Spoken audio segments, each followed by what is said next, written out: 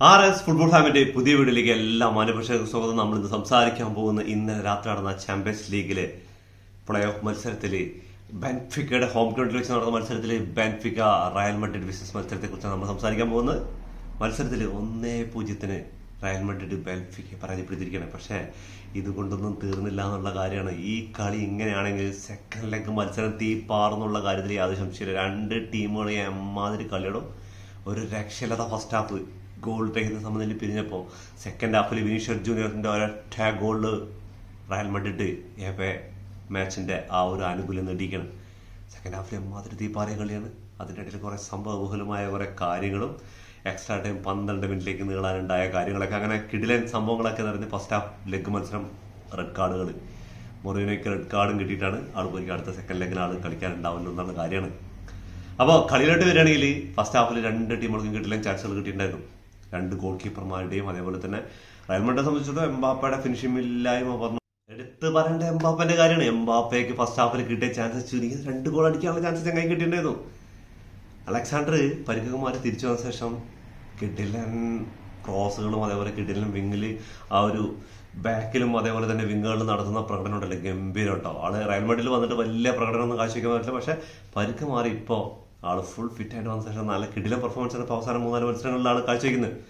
കിടിലൻ പറഞ്ഞ 2 കിടിലൻ ക്രോസുകൾ എംബാപ്പയ്ക്ക് കൊടുത്തത് ജസ്റ്റ് ഒന്ന് കാല് വെച്ചിരുന്നാൽ മതിയായിരുന്നു. അത് ഗോൾ പോസ്റ്റിനുള്ളിലേക്ക് കയറി പോയിരുന്നു. പക്ഷെ നടന്നില്ല. എംബാപ്പയുടെ ഇന്ന് കഴിഞ്ഞ മത്സരം കളിക്കാത്തതുകൊണ്ട് ഈ മത്സരത്തിൽ ഇറങ്ങിയത് കൊണ്ടാണ് തോന്നുന്നുണ്ട് കുറേ മിസ്സിങ് ഉണ്ടായിരുന്നത്. ഇന്ന് ചുരുങ്ങിയ ഓൺ ടാർജറ്റ് ഇല്ല, അടിച്ചതൊക്കെ ഓഫ് ടാർജറ്റ് വഴിയാണ്.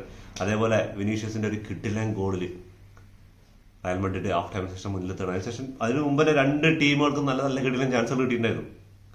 കോർട്ടറൊക്കെ ഒരു സേവ് ചെയ്തത് ഗോളിയെ മറികടന്ന് പോയി എന്ന് വിചാരിച്ചു, ഗോൾ പോസ്റ്റിന്റെ ഉള്ളിലേക്ക് പോയി എന്ന് വിചാരിച്ച ഒരു കിക്കാണ് ഈ ചങ്ങായി സേവ് ചെയ്യുന്നത്. റയൽ മഡ്രിഡിനെ സംബന്ധിച്ചിടത്തോളം എംബാപ്പയും അതേപോലെ തന്നെ കോർട്ടറും തന്നെ അവരുടെ മെയിൻ ഫാക്ടർ.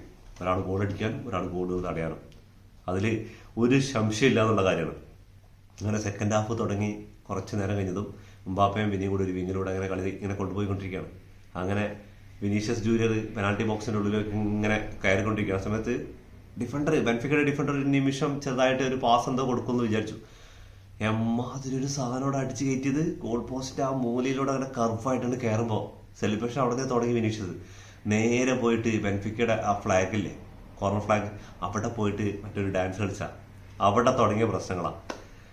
അതിനുശേഷം തുടങ്ങി വിനീഷ്യസിന്റെ കാലിൽ ബോൾ കിട്ടിയാൽ മൊത്തം ഇങ്ങനെ കൂകൽ തുടങ്ങി, സ്റ്റേഡിയം മൊത്തം കൂകൽ തുടങ്ങി. അർജന്റീനയുടെ വേൾഡ് കപ്പിൽ അണ്ടർ-19 വേൾഡ് കപ്പിലേക്ക് തുടങ്ങിയ പ്രസ്ഥാനത്തിനായിട്ട് ഒക്കെ ഒരു ചെറിയ പ്രശ്നമല്ല 10 മിനിറ്റോളം കളി നിർത്തിയേക്കുന്ന പ്രശ്നങ്ങൾ. എന്താ പറഞ്ഞാൽ ആള് ഇങ്ങനെ സംസാരിച്ചുകൊണ്ടിരിക്കുന്നതിന്റെ ഇടയിൽ ഈ മുഖം മറച്ചിട്ട് മങ്കീന്ന് എന്തോ വിളിച്ച് അധിക്ഷേപിച്ചു എന്ന് പറഞ്ഞിട്ട് വിനീഷ്യസ് അപ്പൊ തന്നെ പെട്ടെന്ന് കേട്ടതും വിനീഷ്യസ് നേരെ പോയിട്ട് റഫറിയോട് കംപ്ലൈന്റ് ചെയ്യുന്നത്. അതിനുശേഷം കളി നിർത്തിവെക്കേണ്ട അങ്ങനെ ബെൻഫിക്കയുടെ അസിസ്റ്റന്റ് കോച്ചിന് റെഡ് കാർഡ് കിട്ടുന്നു. അങ്ങനെ കുറെ 2 ടീമുകളും ഡെക്കൗട്ടിലേക്ക് ഇറങ്ങി ആകെ അലമ്പ് പ്രശ്നങ്ങളായിക്കൊണ്ടിരിക്കുക. എന്താ പറയുക, അതിന് പ്രൂഫൊന്നുമില്ല. ഈ ചങ്ങായി ബനി ഇങ്ങനെ മറച്ചു പിടിച്ചിട്ടാണ് സംസാരിക്കുന്നത്. അപ്പോൾ അത് എന്ത് പറഞ്ഞു എന്നറിയില്ല. ഇവൻ ഒന്നും പറഞ്ഞിട്ടില്ല എന്നാണ് പറയുന്നത്. പക്ഷേ വിനീഷ്യസ് അവിടെ പോയി കംപ്ലൈന്റ് ചെയ്യുന്നു, കളി കുറേ നേരം നിൽക്കുന്നു. അതിൻ്റെ ഇടയിൽ റെഡ് കാർഡും കാര്യങ്ങളൊക്കെ ആയിട്ട് ആകെ പലപലാന്നായിട്ടുണ്ട്. തുടങ്ങിയത് ആ ഒരു സെലിബ്രേഷനിൽ തുടങ്ങിയതാണ്. പിന്നെ റയൽ മഡ്രിഡിന്റെ ഒരു ഫൈറ്റാണ്. പിന്നെ ബെൻഫിക്കയുടെ അറ്റാക്കുകളൊക്കെ ഇങ്ങനെ പറത്തിക്കൊണ്ടിരിക്കുക. നേരെ വരുന്ന ബോളി അടിച്ച് കളയാന്നല്ല ആ ഒരു ഇതിലുള്ള ആ ഒരു എനർജിയിലായിരുന്നു റയൽ മഡ്രിഡിന്റെ കളി ഉണ്ടായിരുന്നു. പിന്നെയും 2 ടീമുകൾക്കും കിട്ടില്ല അവസരം കൊണ്ടിട്ട് എനിക്ക് ബെൻഫിക്കന്റെ ആ ഒരു എനർജി ഉണ്ടല്ലോ, ആ ഒരു കൗണ്ടർ അറ്റാക്കും കാര്യങ്ങളൊക്കെ ഫിനിഷിംഗ് ഇല്ലായ്മ അതേപോലെ കോർട്ടുമാണ് അവിടെ ഗോൾ കീപ്പർ ആയതുകൊണ്ട് മാത്രമാണ് കഴിച്ചിലായത്. അല്ലെങ്കിൽ 1-2 ഗോൾ ഇവർക്ക് അടിക്കാനുള്ള ചാൻസുകൾ ഉണ്ടായിരുന്നു. സെക്കൻഡ് ഹാഫിൽ റയൽ മഡ്രിഡ് നല്ല രീതിക്ക് കളിച്ചു, പക്ഷേ ഗോളുകൾ സ്കോർ ചെയ്യാൻ പറ്റില്ല. ഇനി അടുത്ത ആഴ്ച നടക്കാൻ വന്ന ബെർണാബൂവിൽ എന്തായിരിക്കും നടക്കാൻ പോകുന്നത്? അതിൻ്റെ ഇടയിൽ നമ്മുടെ മൊറീനോ അടുത്ത കളിക്കുണ്ടാവില്ല. ജോസ് മൊറീനോയ്ക്ക് റെഡ് കാർഡ് കിട്ടി, 2 യെല്ലോ കാർഡ്. എന്താ പറഞ്ഞാൽ ആ ഒരു വിനീഷ്യസ് ബാക്കിൽ നിന്ന് വന്ന് ഫൗൾ ചെയ്യുന്നുണ്ട്. അത് എനിക്ക് ശരിക്കും എൻ്റെ ഒരു ഇതിൽ അത് യെല്ലോ കാർഡ് ആണെങ്കിൽ അടുത്ത യെല്ലോ കാർഡ് റെഡ് കാർഡിനുള്ള ഓപ്ഷനാണ്. അതിന് വേണ്ടിയിട്ട് ബെൻഫിക്കയുടെ അസിസ്റ്റന്റ് കോച്ചും അതേപോലെ എല്ലാവരും മൊറീനോ റഫറിയോട് എന്തൊക്കെയോ അങ്ങനെ കയർത്ത് പറയുന്നുണ്ട്. അതിനുശേഷം റഫറി വന്ന് 2 യെല്ലോ കാർഡ് എടുത്ത് റെഡ് കാർഡ് ആളെ സെൻഡ് ഓഫ് ചെയ്ത് അടുത്ത കളിക്ക് ആളുണ്ടാവില്ല. പറഞ്ഞ പോലെ നടക്കുന്ന മത്സരം എന്തായാലും തീപ്പാറും അതിൽ യാതൊരു സംശയമില്ല. ബെൻഫിക്ക കഴിഞ്ഞ സീസണിലൊക്കെ കാഴ്ചവെച്ച കളി അതുപോലെ കഴിഞ്ഞ ജനുവരിയിലാണ് 4-2 റയലിനെ പരാജയപ്പെടുത്തുന്നത്. ഇപ്പോൾ 1-0 പരാജയപ്പെട്ടിട്ടുണ്ട്. ഈ ഒരു ഗോൾ ലീഡൊന്നും വലിയ കാര്യമില്ല. പക്ഷെ ബെർണബോയിലാണെന്നുള്ള ഒരു അഡ്വാൻറ്റേജ് മാത്രമാണ് റയൽ മഡ്രിഡിനുള്ളത്. അതും അവരുടെ ഹോം ഗ്രൗണ്ട്.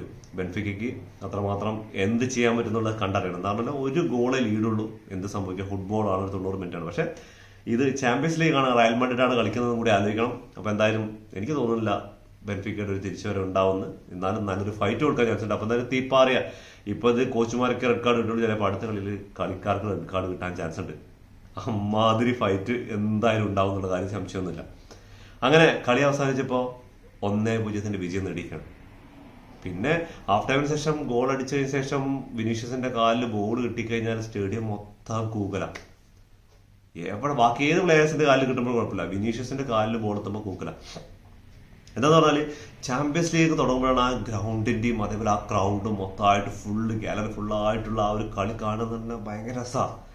നമുക്ക് ടി വി കാണുമ്പോൾ തന്നെ എത്ര രസം ഉണ്ടെങ്കിൽ അപ്പൊ നേരിട്ട് ആ ഒരു ക്രൗഡിൽ ആസ്വദിച്ച് കാണുന്ന ആ കാണികൾക്ക് അവരുടെ ഹോം അഡ്വാൻറ്റേജ് കിട്ടുന്നത് അത് ഒരു എന്താ പറയാ, അത് ഒരു വികാരം, അതേപോലെ തന്നെ എന്താ പറയാ, ഒരു ഒരു ഒരു ഒരു സംഭവമാണ്. അങ്ങനെ ഒരു കളി കാണാനുള്ള അവസരം കിട്ടുന്നുണ്ടല്ലോ സ്വന്തം ഫാൻസിന്റെ മുമ്പിൽ ആ ഒരു ഗ്രൗണ്ടിൽ അത്രയും ക്രൗഡിൽ നമുക്ക് വേണ്ടി കളിക്കുമ്പോൾ അത് വേറൊരു ലെവൽ തന്നെയാണ്. അപ്പോൾ അതേപോലെയാണ് ഇനി പറഞ്ഞ പോലെ നടക്കാൻ പോകുന്നത് റയൽ മാഡ്രിഡിന്റെ ഹോം ഗ്രൗണ്ടിൽ. അപ്പോൾ എന്തായിരിക്കും, റയൽ മാഡ്രിഡ് ബെൻഫിക്കയെ പഞ്ഞിക്കിട്ടിട്ട് അടുത്ത റൗണ്ടിലേക്ക് കയറോ അതോ ബെൻഫിക്ക കംബാക്ക് അടിച്ചിട്ട് തിരിച്ചു വരുമോ എന്നുള്ള കാര്യമാണ് നമുക്കിനി അറിയേണ്ടത്. അതേപോലെ തന്നെ PSG മൊണോക്കോ ആയിട്ടുള്ള മത്സരം ഉണ്ടായിരുന്നു. PSG 3-2 ജയിച്ചു. പക്ഷെ കളി തുടങ്ങി 1 മിനിറ്റിനുള്ളിൽ തന്നെ മൊണോക്കോയുടെ ആദ്യ പൊട്ടി ഉണ്ടാകാറാണ് PSGയുടെ പോസ്റ്റിലേക്ക്. രണ്ടാമത്തെ നോക്കിക്കഴിഞ്ഞാൽ 17 മിനിറ്റ് ആകുമ്പോഴേക്കും രണ്ടാമത്തെ ഗോൾ അടിച്ചവര് മൊണോക്കോ. പിന്നെ ചങ്ങായിമാര് കുറച്ച് ഡിഫൻസിലേക്ക് ഇറങ്ങി കളിക്കാൻ തുടങ്ങി. പിന്നെ ഡിസൈഡുയുടെ ഡബിളും. അങ്ങനെ വിറ്റിന ഇന്ന് പെനാൾട്ടി കിട്ടിയിട്ട് പെനാൾട്ടി മിസ്സാക്കിയിരിക്കണം, അല്ലെങ്കിൽ 4-2 വിജയിക്കേണ്ട കളിയായിരുന്നു. അങ്ങനെ 3-2 വിജയിച്ച് ഹക്കീമയുടെ ഒരു ഗോളും ഉണ്ട്. അങ്ങനെ PSG കംബാക്ക് അടിച്ചിരിക്കുക, 2 ഗോൾ പുറകിൽ പോയ ശേഷം കംബാക്ക് അടിച്ചിട്ട് അവര് അടുത്ത റൗണ്ടിലേക്ക് ഏകദേശം ഓക്കെ നേടിക്കൊണ്ടാണ്. ഇനി അടുത്ത റൗണ്ട് മത്സരം PSG ഹോം ഗ്രൗണ്ടാണ്.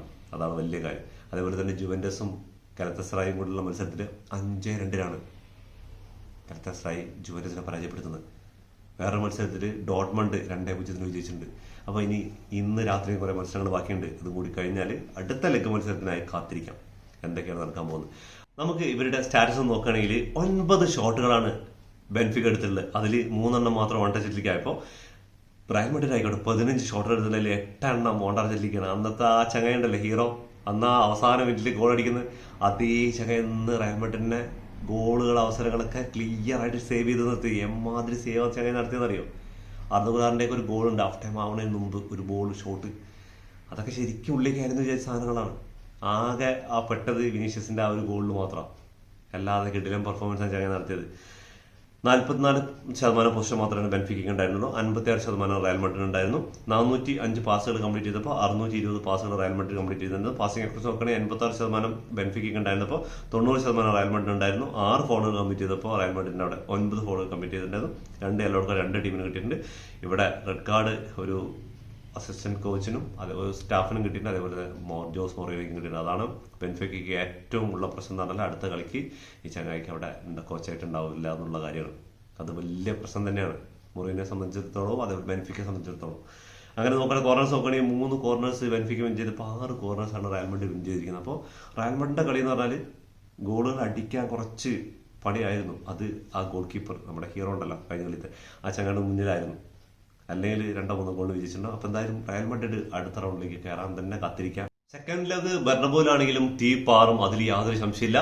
ബെൻഫിക്കയാണോ റയൽ മാഡ്രിഡ് ആണോ ഈ മത്സരത്തിൽ വിജയിച്ചിട്ട് അഗ്രിഗേറ്റിൽ ആരാണ് അടുത്ത റൗണ്ടിലേക്ക് പോകാമെന്ന് കമന്റ് ബോക്സിൽ കമന്റ് ചെയ്യാൻ മറക്കരുത്.